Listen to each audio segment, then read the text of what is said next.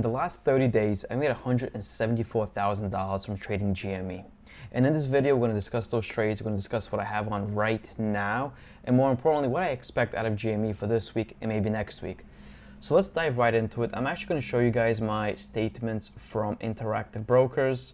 So on the screen right now, under my realized, unrealized performance summary, notice this is for January 1st up to yesterday. We want to pay attention to these two tickers here. One is GME, the other one is GS2C. That is also GME, just on the Frankfurt Exchange. If we look at the realized profits here, we can see that for GME, it's at $135,223. And then for the Frankfurt ticker, it's at $38,706. And that is already converted from euros.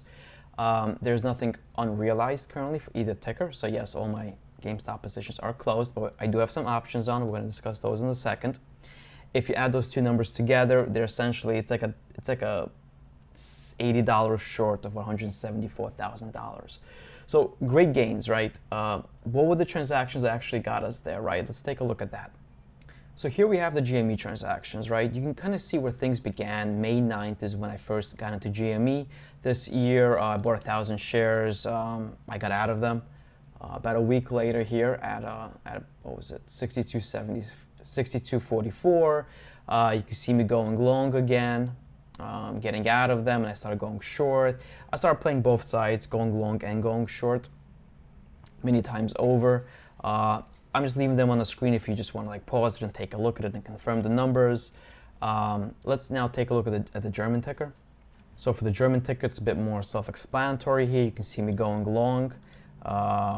2,000 shares, right, and getting rid of them at 53 and at 49. These are in euros, by the way, so you would have to convert them over.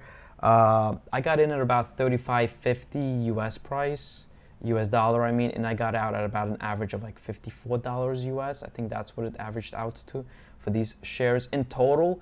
So yes, I was able to take part in both pumps, that initial pump in May and then the second pump, during which DeepFuckingValue ended up posting his positions. That one I rode from a total average of $29 because I had also shares from 21 bucks. Again, you can look at the transactions to confirm that. I rode that from 29 to an average of 55. That was like the last batch. And then some trades in between all of that. And here you can kind of see that it was, $38,000 and some change converted over. So that's what happened, right?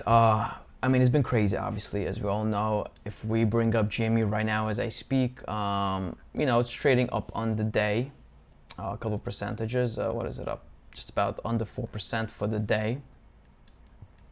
Had a nice little comeback early in the morning, kind of dipped just before 10 a.m. and you're kind of hitting highs for the day, so that's good.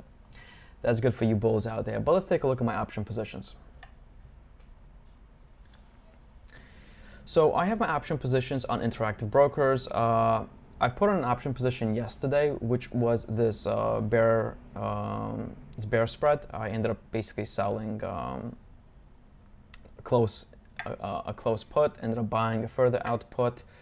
If we open it up, you can see here I sold the 20 puts, bought 11 puts. Just a regular spread here. I mean, I essentially opened this up here. Where's my average cost? Almost $2, right? That brings my break even at around $18 for this trade. It just looked really good. This is for an expiration of next Friday. So as long as GME stays above $18, I stand to make money on this spread. We can even end up, let's see, here we go. So this is how the position looks like. If we chart it up, this line right here represents the current price, so we're currently at $25.79. So yeah, just a little bit above 18 bucks at break-even level. This blue line represents the trade at expiration. The purple line represents the trade as of this moment. If price were to move, sure, the max loss is at $53,000. That would require price to drop to $10 over the course of the next it was like 8 trading days. So this was put on. This is not that interesting. What's more interesting is the calendar spread that I put on today, which is the one right up here. This is for 100 contracts. This calendar spread. So what we're doing here, actually, we are selling the July 12, $22 calls, and we're buying the June 2025 $22 calls. It's a debit type of transaction. So we're selling the short leg, buying the long leg, well, long dated leg. Let me just be more clear there. If we chart that up, how does that look like? It looks like, let me just make sure I get the right price for 50. Let me just edit this. Okay, so it looks like this right now. Yep, everything's perfect. Okay, so it is somewhat of a neutral trade for the time being. As you guys can see, price is represented by this middle bar right here. If price were to go up, I mean, we have break-evens at 46, we have break-evens at 15 on the downside. Purple line represents today's date. Yep, that's correct. But hold on, it's not marked up properly. Yeah, it's a little, yeah, hold on. It says that I would technically be down 11,000 in that position, but that's not the case. I'm actually just down $900, and even that is actually off, because if you look here, my average course is 450. The last traded price is 455, so that option, the spread is worth more money. It is a debit spread, so actually I should be in profit. So Interactive Brokers is also not reading this properly, which does happen when the spreads are wider.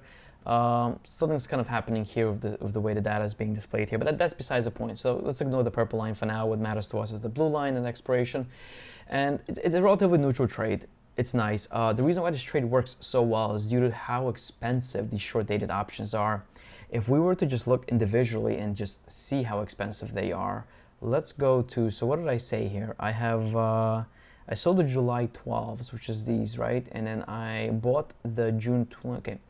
The 22s, look at the 22s here, right? So let's just look at the bid price here, right? It's at 445 for the 22s. Oh, that's the put side, sorry. On the call side, let's go back on the call side. Okay, so it's 850, right? For the ones in this July. These are the ones that we sold, right? So these are 850. Let's look at the ones that we bought. The 22s that we bought, they are 1205, okay? So right now, the options that are expiring 1 year from now are only 50% more expensive than the ones that are expiring a month from now. Same strike price, okay?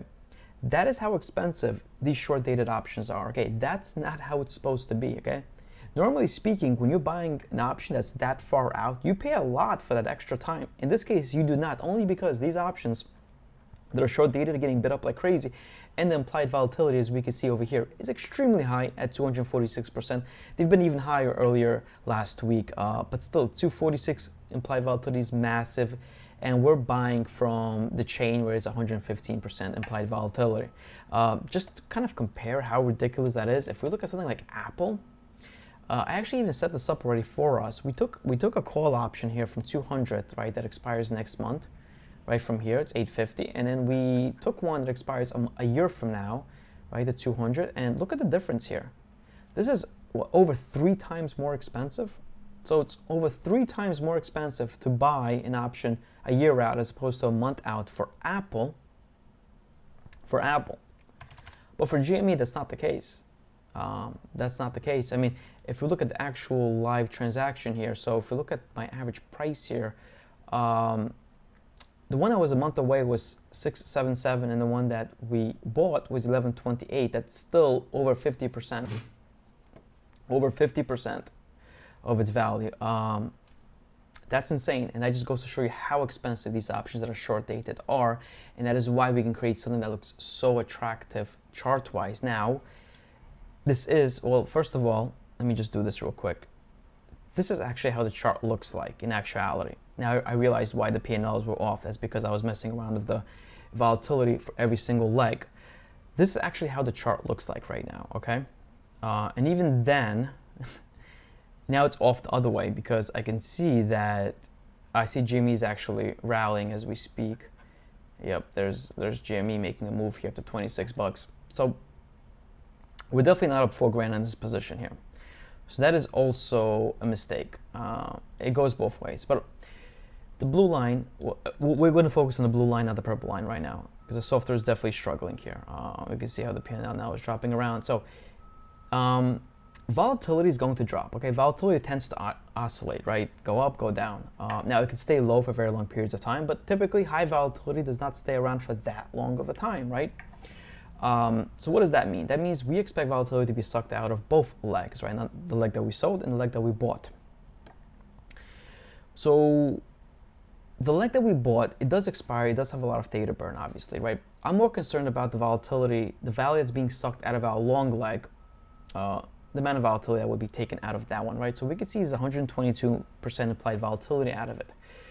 If we put these where the break-evens are, just to kind of align something real quick, I just want to show this to you guys so you guys understand this with calendar spreads. And if we end up dropping the volatility on these options that we bought by 20%, notice what happens to this blue curvature. So these, again, this dotted line represents what it was actually, what it actually is at the moment.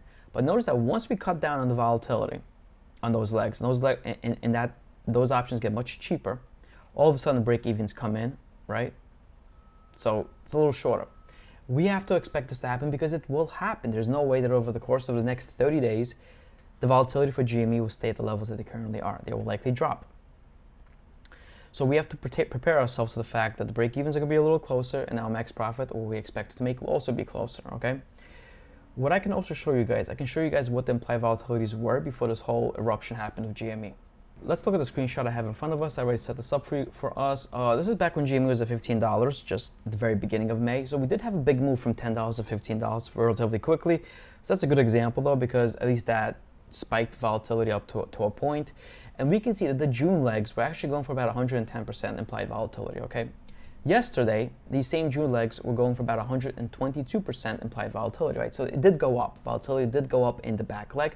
Truth be said, not by that much, considering the fact that from that date on, we've seen the stock go from $15 to $60, $80. I mean, that's 4 or 5x, right? So even then, the implied volatility hasn't moved that much in these back legs, right? I mean, this is just a 12% point increase.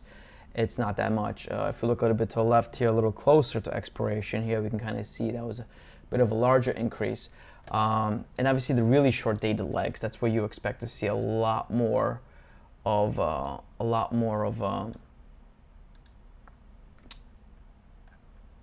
difference, right? We can actually do this live. Why not do this live, right? Why not do this live? So let's do something like, we're gonna go right before, right? So like May 6th, for example. I just have a little bit of an error here. So let's look at May 6th. This GME was about $15, right? Let's look at something that's very short dated, right? This would have been the July ones, perfect example, right? The July ones, they were at 150% implied volatility. This is before the massive spike, right? 150%. That's what they were trading for. Where is it? Yeah, 150%. Right there. Okay, now let's go to yesterday's date. So 150% is now, where is it? I forgot which option we were just looking at. Was it this one? But I think we went from, was it 30? Oh my goodness, I lost track of which, because they added actually a whole bunch of weeklies in it, and I lost track of which one we're looking at. Was it this one, July 19? I think it was July 19, no? We'll go back and check. But the July 19s are going for 243% right now. 243 July 19s. 243 July 19s. And now we have, where is it? So 150%, 243s, right? That's the big difference. That's a 90% point increase in implied volatility due to all the ruckus that's been happening for the past couple weeks now. Now that is a massive increase. We did not see that much of an increase on the legs that are all the way out there, which is good because again, that's where we lose money, we lose possible profit and loss, is when implied volatility will drop on those back legs. I know typically people say calendar spreads are long volatility. Sure, that's if volatility goes up equally on both legs. So if volatility were to go up 5% points on the short leg and the long leg, the short leg being the one that we sold, then yes, we would gain overall in this position because we do have more premium in our long leg. But the shorter dated options will always have more sensitivity to volatility, right? So what does that actually mean for us? What does it mean for this position? Let's just reset this number here. If GME were to all of a sudden skyrocket once again, it's actually trading at 27.50 as we speak right now, so we're kind of in the midst of a little bit of a rally here. If GME were to continue to rally here, as it is doing right now, implied volatility will likely rise, as we've seen with GME. Typically, you expect implied volatility to rise when stocks drop, because they usually drop quickly and rise slowly, but with GameStop, it actually goes both directions. Usually, it actually even goes up quicker. So if GME is going to rocket up quickly, what will happen is implied volatility in the short leg will actually go up much quicker than our long leg that's a whole year out. Okay, so we will expect to have larger losses happening. The P&L graph, the breaks evens will pull in a little tighter only because these short legs are getting more volatility. We're not too concerned about that if we look on the upside here, right? At the end of the day, likely GME will end up settling back in this $20-$30 range, right? At least that's what my expectations are. But that is the trade that I put on today, this trade I'm looking forward to. I'll try to keep you guys updated as to how it pans out. We could just briefly look here on the GME chart here. Yeah, I mean, it's just, it's just moving right now. I don't know if there's a new tweet or something to go along with it, but GameStop is definitely having a good day so far today. The volume looks solid. Okay. So now we covered my positions. We covered what I've done in the past. What do I expect out of GME? Okay. So a lot of people are looking forward to one specific thing right now, which is the end of dilution, right? On Friday, Ryan Cohen mentioned that company filed an offering for 75 million shares. We've seen it hitting the market on Friday, hitting the market yesterday. We expect that it's been hitting the market today. Now, granted, considering how much of an upswing GME has had today, maybe there's only a few shares that they had to sell in the morning, which we kind of saw here in the early dip, and now we're actually kind of moving back up. Now, what I'm afraid of is I feel a lot of people are trying to front run the end of the offering. A lot of people saw that, hey, last time in May when there was an offering and it came to an end, that the stock popped up, which it did. We can look at the chart right here, right? Where was it? Was it right here? Okay, May 24. After market, they announced the end of the offering and the stock opened up 30% the very next day. People kind of remember that, okay? And I've noticed on Reddit, on Twitter, on YouTube, people are saying to themselves, get in now, before they announce the completion of the offering. Now, the problem with all of this is, if everybody's doing this and getting in right this moment because they expect there to be a pop, there could be a pop after the market, could be a pop in the pre-market, but I expect the pop to be faded. I expect it to drop. We actually saw something very similar to that last time. I mean, if you see here, right, we had this pop, we had a little bit of a rally here the very next day, and then we kind of began pulling back, right? You could point at the fact that the price went up higher again. Now, there was a catalyst for that, right? That triggered the price to go up higher. It was DeepFuckingValue posting his positions. But price kind of pulled back, right? We saw a top here of 26, 27. I think even a little bit higher in the pre-market hours. This isn't capturing the pre-market hours on the daily candles. So we saw price kind of fade back down until there was another catalyst, right? And that's what needs to happen. That's what needs to happen, because I think people that are buying in right now that expect to hold and that for that pop to occur and for the pop to stay or the price to continue to go, I think they're going to be disappointed. I think people, unlike last time, there were people who thought that the offering is not even happening because it was a shelf and they're going to wait to do it. So no one is really positioning themselves for the most part, at least not on the retail side, not positioning themselves for the fact that it's to be completed. This time it's a completely different story. People are now saying on the subreddits, hey, I think today is going to be the date, get in now. Make sure you buy in right now. Again, since when does a group of people end up being right several times, right? It doesn't, so that's kind of my issue there. There could be a pop, it could be faded out. I would imagine a lot of this is because that we're just kind of seeing the expectation that offering will be done here. Now, I want to be clear here too. If it wasn't clear from my positions from earlier, I'm not someone that subscribes to the whole theory of MOAS and that the prices are going to go up to thousands of dollars or even hundreds of dollars. I don't believe so. I think that we will see momentum runs and then drops and back and forth. I think the next 2 weeks are going to be interesting. We do have the shareholder meeting in a couple days now. I think Ryan Cohen should use that as an opportunity to come out and maybe announce something a bit more concrete as to what they plan to do with their money.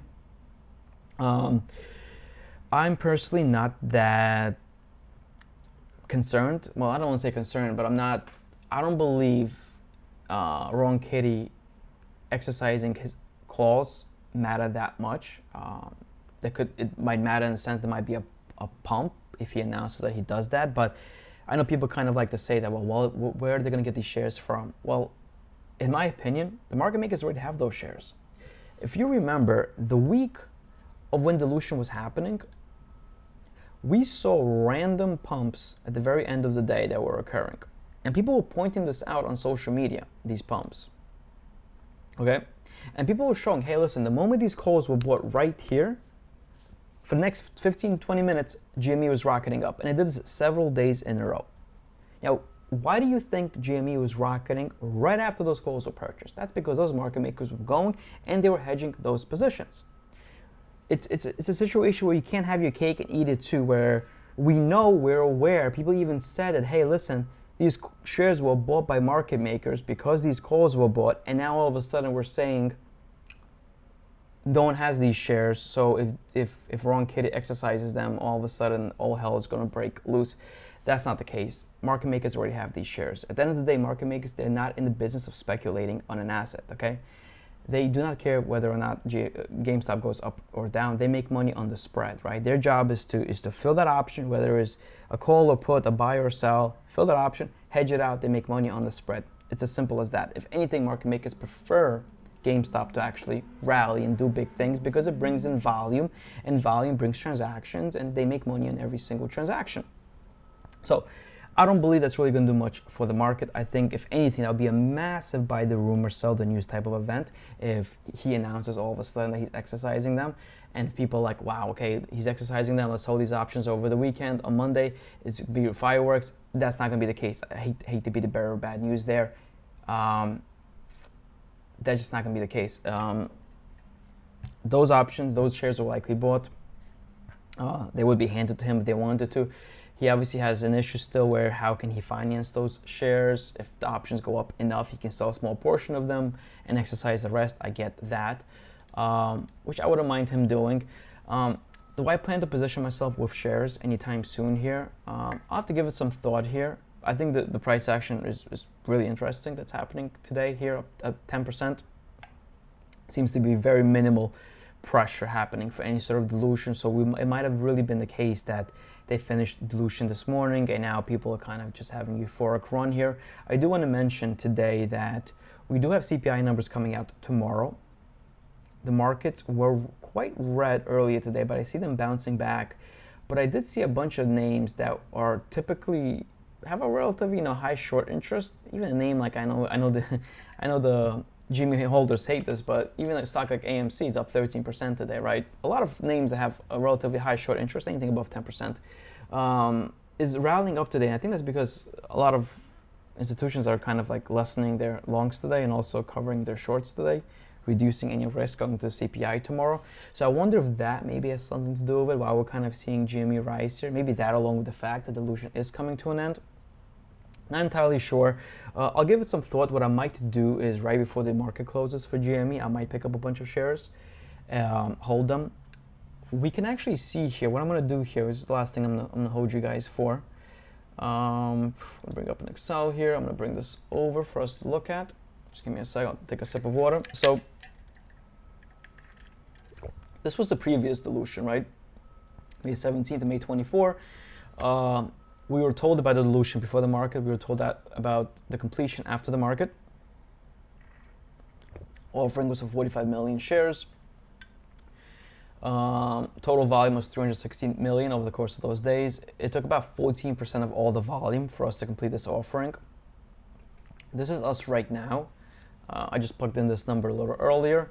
We can be a bit more accurate with it. Let me pull this off to the side. Let me look at the daily candle here. It's about 2 p.m. Eastern right now. We are at about 73 million. I think that's a fair estimate. So I have 100 million put here as the volume for today. Now, if that were to hit, we would be at about 14.8%. Very similar to last time. Very similar to last time. So there's an argument to be made that we might hear about the completion after the market close.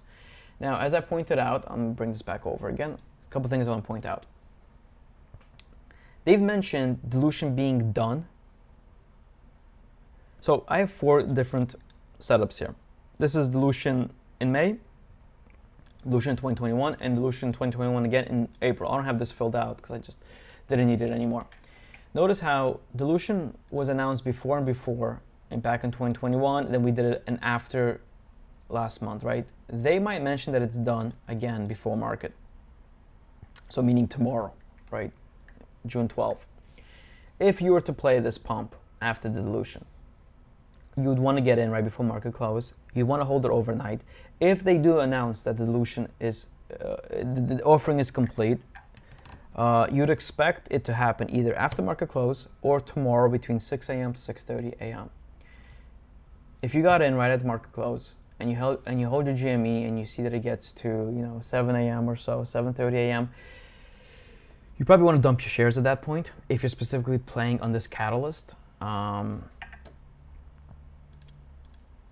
Because if they didn't announce it then it's not over yet. I know you might say, well, look at GME today. Like, it's obviously dilution wasn't over, but it's rallying today. But that's very much the case. I mean, we don't exactly know why it's happening right now. It could be what I said before about CPI day being tomorrow, and that could be having an effect as to the positioning of things. But that's what I would probably do, right? I'll get in long, maybe right before market close. I'll hold it overnight. If news is not released, I will get out of it, right? Maybe listen, maybe they are not doing much dilution today. Maybe they're going to do more of it tomorrow, right? We don't truly know what the terms are. But that's what I would personally do. And if I were to buy in shares, I would also likely sell them in the post-market and pre-market. That's what I would do. And again, I know I get it. I'm not a diamond hander. I'm personally not interested in having any battles with no hedge funds. I'm not looking, to diamond hand stuff and to believe in MOAS. I'm here honestly just to make some money. That's really it. So I'm going to subscribe to the idea that we will fade the majority of the completion news. If there's a catalyst afterwards, I expect GME to rise. So maybe I'll sell a portion of my shares that I would be buying for that completion news and hold a small set in case there is some news over the course of the next, 6-7 trading days. No matter what, we'd obviously see RoaringKitty's, $20 call options as some sort of catalyst, and there'll be some noise going into that, which can bring, the potential to make money. But I'm not holding any shares right now. So yes, I might buy some right before close, depending how things go. I do think people are front running the completion, which will create a more muted effect. It doesn't stop the algos obviously from buying it up, but then I also expect it to be faded at some point or another until we actually have a true catalyst to propel us forward. And I think that basically covers everything. I mean, I'll look at my positions again on screen, right? So we have these puts here. Let me minimize this. We have these. So yeah, the puts that I sold, I'm currently up 3,700 on them, which is nice. If GME does kind of have another rally up to $35, $40, $45, I'll likely have 60, 70% profit on these options. If not large, I'll probably get out of them. And if there is a quick, kind of pullback, I might sell them again and try to squeeze out a little bit more out of them. And now it looks like the calendar options are actually in the money. I mean, not in the money, but they're also in the green, unlike what they were before. Let me look at GME here. Yeah. Again, the P&L over here is just way off, but that's besides the point. But that's all I wanted to share with you guys. I mean, if you found this video helpful and have any questions for me, just let me know in the comments below, like or dislike this video, depending on how you took it. But other than that, thank you for watching and have a great day and good luck out there. So I was just in the midst of editing my video when the stock offering came out after hours at about 4:30 p.m. Eastern. Now, as I was saying in that video, I did plan to go long, and I did go long right before the cash market closed. I ended up picking up 2,500 shares at $29.74. I'll have a screenshot up of basically the entry there. And then the stock offering came out. You can see on the screen here, ends up coming out at exactly 4:30, pumps up a little bit. Right after 2 minutes in, when we were 2 minutes in, I didn't like that action at all. Keep in mind, the last time the offering completion press release came out, we popped like 15-20%, very, very quickly, even 30% up to that. Here we barely got like a 3% pop. The moment I saw that, I got out. I exited my longs at about 30.81. So a little bit over $1 per share is what I took out of those longs. It's not bad. I mean, that was like a trade I was in for maybe like 45 minutes or so. And I ended up going short right away, to be honest, because I kind of went along with what I said, where because everybody got in before the fact, because people expected there to be a rally afterwards, I do believe a lot of the move that we saw today will end up being faded. So I did go short. I went short at 30.67.